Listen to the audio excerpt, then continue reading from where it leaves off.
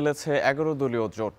৩৩ আসনের ১৮টিতেই জয় পেয়েছে তারা। এর মধ্যে জামায়াত ১৬ এবং এনসিপি পেয়েছে ২টি আসন, অন্যদিকে বিএনপি পেয়েছে ১৪টিতে। একটিতে জয় স্বতন্ত্র প্রার্থীর। নির্বাচনের ফল বিশ্লেষণে সৈয়দপুর স্টুডিও থেকে যুক্ত হচ্ছেন সহকর্মী আমিরুল বাপ্পি। বাপ্পি, ভোটের যে ফলের পরিবর্তন আমরা দেখতে পাচ্ছি, বিশেষ করে জামায়াতে ইসলামীর এই যে ভালো ফলাফল রংপুর বিভাগে, যেটা অতীতে আসলে এর আগে আমরা এ ধরনের সংখ্যাগরিষ্ঠতা জামায়াত ইসলামীর প্রার্থীদের দেখিনি, এই ফলাফলের আসলে ভেতরের কারণ কি জানাবেন?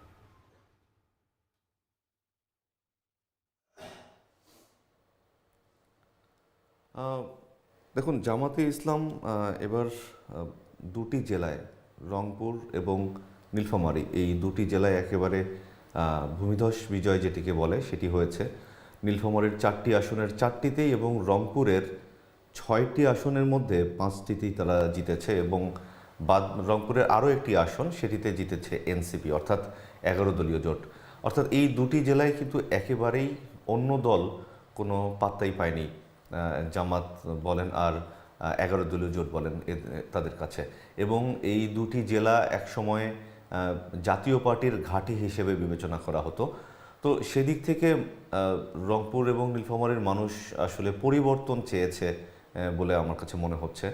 যে এর আগে জাতীয় পার্টি যখন হোসেন মোহাম্মদ এরশাদ ক্ষমতায় ছিলেন তখন যতটুকু উন্নয়ন করেছিল, এরপরে আসলে জাতীয় পার্টি বারবার বিভিন্ন সময়ে এখান থেকে সংসদ সদস্য নির্বাচিত হলেও এই এলাকার মানুষজন সেই অর্থে উন্নয়ন কিন্তু দেখেনি। বিশেষ করে ইন্ডাস্ট্রিয়াল উন্নয়ন বলেন, রাস্তাঘাটের উন্নয়নগুলো বলেন, সেগুলো কিন্তু সেভাবে হয়নি। বিশেষ যদি রংপুর জেলার কথা বলতে চাই, রংপুর একটি বড় জেলা। সেই জেলায় যতখানি শিল্প কলকারখানা হওয়ার কথা ছিল, কর্মসংস্থানের সুযোগ হওয়ার কথা ছিল, সেগুলো কিন্তু একেবারেই দেখা যায়নি। একইভাবে নীলফামারীতেও একই অবস্থা। নীলফামারীতে একটি ইপিজেড থাকলেও সেটির বাহিরে আসলে তেমন কোনো উন্নয়ন, অবকাঠামোগত বলেন আর কর্মসংস্থানগত বলেন, এরকম উন্নয়ন চোখে পড়েনি। তো এই দুই জেলায় এই 10টি আসন, মানে মোট 18টি আসনের মধ্যে এই দুই জেলা থেকেই কিন্তু 10টি আসন তারা পেয়েছে।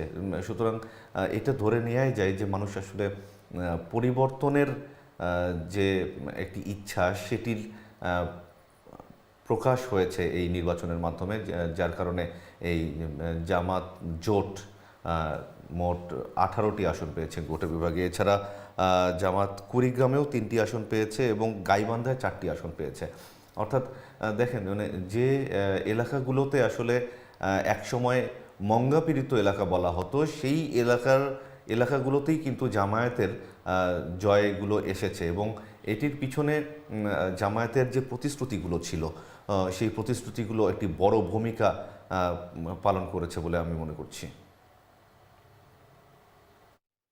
রংপুর বিভাগে 11 দলীয় ঐক্য জোটের সংখ্যাগরিষ্ঠতার বিষয়ে বিস্তারিত জানাতে আমাদের সঙ্গে যুক্ত ছিলেন আমিরুল বাপ্পি। দর্শক, নিচ্ছি আরও